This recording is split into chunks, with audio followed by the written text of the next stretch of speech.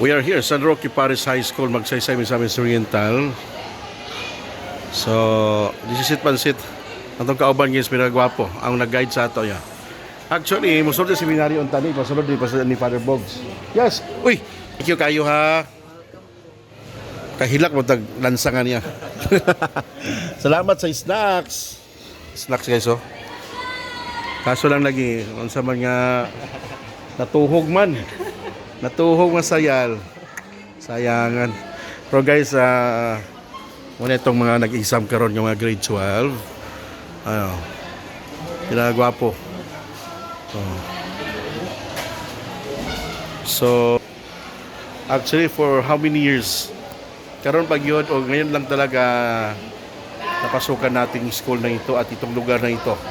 Well, way back mga 20 years ago, nung panahon pa namin, mayroon pong vocation campaign pero hindi talaga dito sa Magsaysay.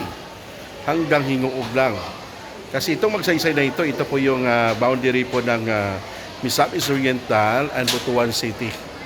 So, salamat sa Diyos dahil nakapunta tayo sa pamagitan sa tulong po ng ating administrator dito ang ating kapatid na pari, Reverend Father Rosauro Valmores, ang isa pong former Barnabite priest na kung saan nandito na po sa ngayon sa Archdiocese of Cagayan de Oro.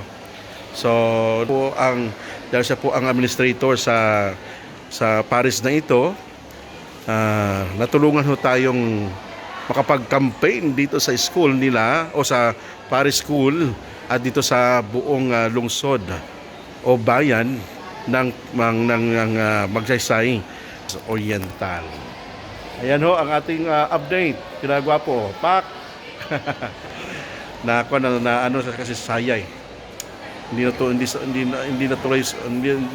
tuloy na tuloy ang pagpasok sa bahay ni Kuya doon sa Metro Manila o sa Marikina, Metro Manila.